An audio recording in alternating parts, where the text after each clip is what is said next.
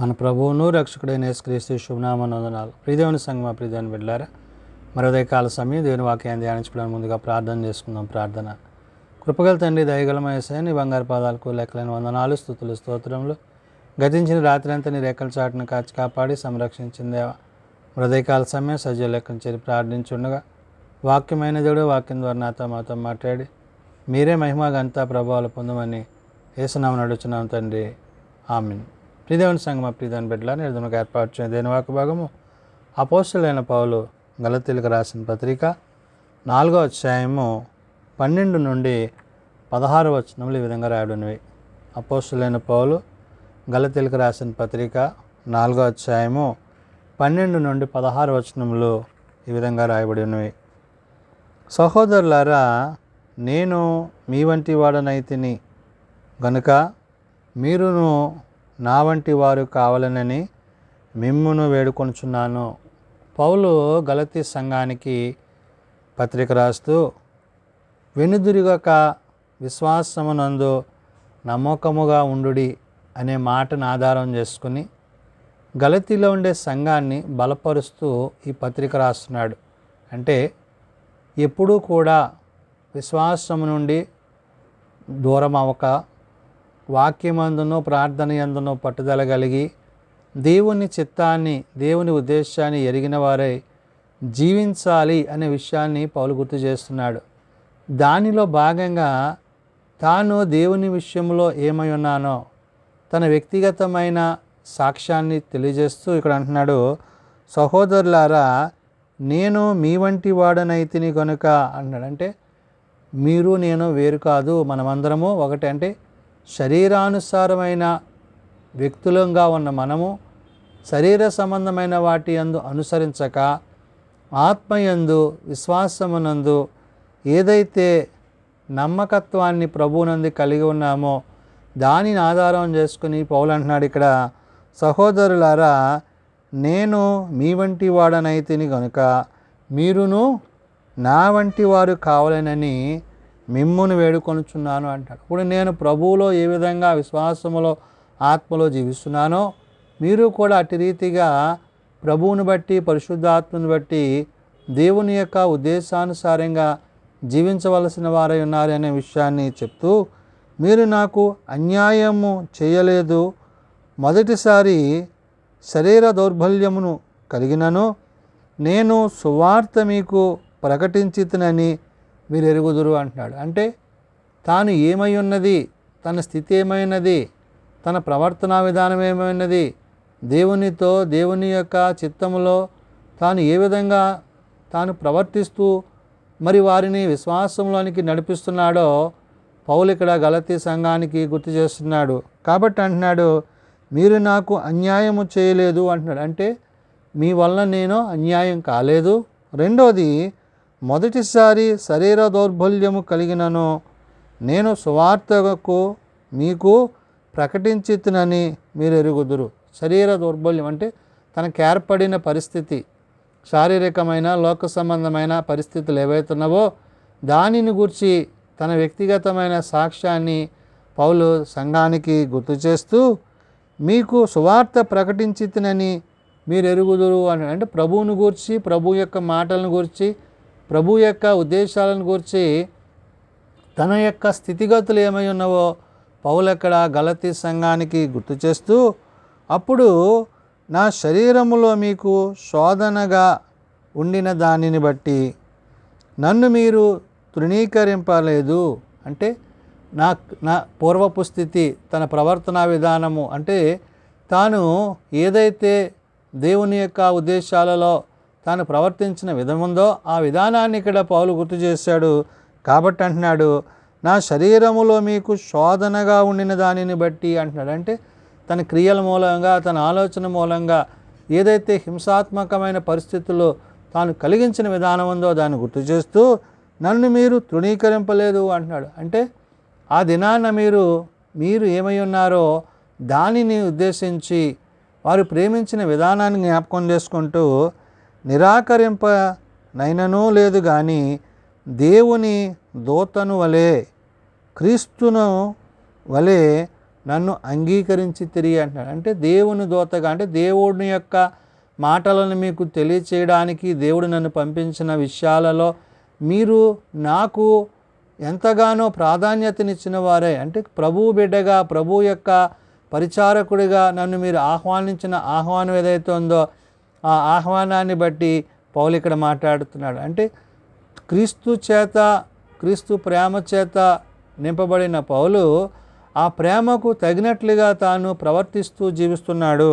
అందుకనే ఇక్కడ అంటున్నాడు, నా శరీరములో మీకు శోధనగా ఉండిన దానిని బట్టి నన్ను మీరు తృణీకరింపలేదు అంటున్నాడు. తన శరీరములో ఉన్న పరిస్థితిని బట్టి మీరు నన్ను తృణీకరించలేదు, ప్రేమించారు. రెండవది, నిరాకారినైనను ఏమంటున్నాడు,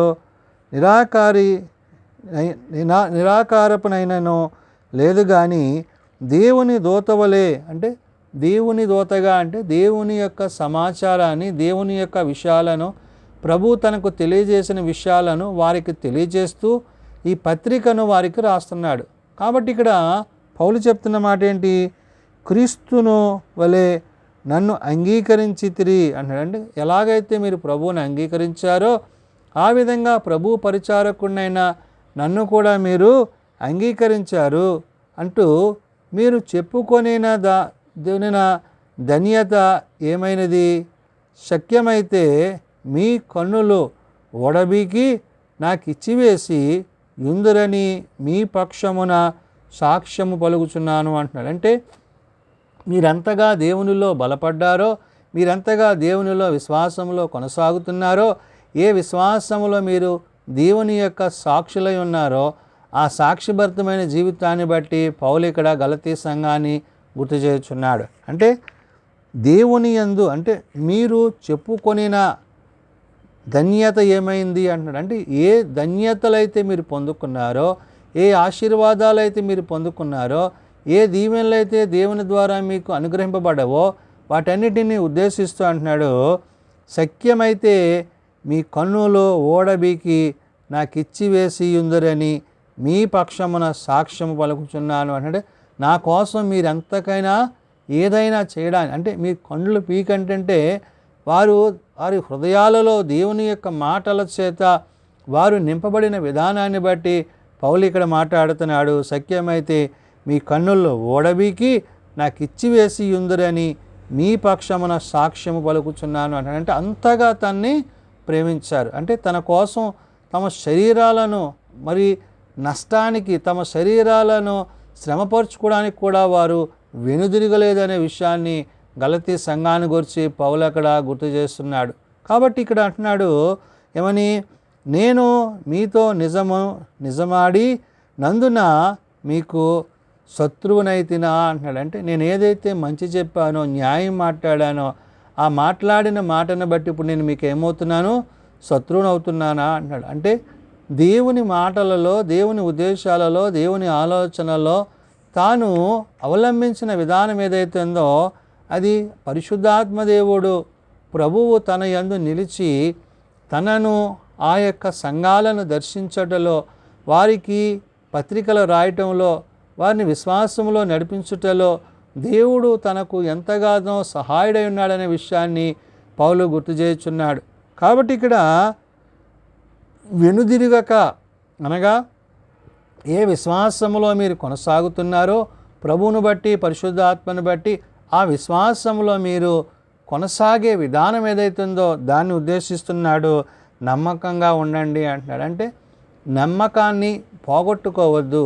ప్రభువును బట్టి, పరిశుద్ధాత్మను బట్టి దేవుని యొక్క చిత్తములో మీరు ప్రత్యేకింపబడిన వారై ఆ ప్రభువుకి సాక్షులై ఉండండి అనే విషయాన్ని పౌలు గలతీ సంఘానికి పత్రిక రాస్తున్నాడు. కాబట్టి మనము క్రీస్తునందు విశ్వాసం ఉంచుట ద్వారా, క్రీస్తు ప్రేమలో నిల్చుట ద్వారా మనము ఆ యొక్క ప్రేమకు తగిన వారమై ఆయనతో, ఆయన రాజ్యములో యుగయుగాలు జీవించే వారమై ఉన్నామని ఈ ఉదయకాల సమయమున భక్తుడైన పౌలు తన పత్రిక ద్వారా తెలియజేయుచున్న మాటలు. ప్రార్థన చేసుకుందాం.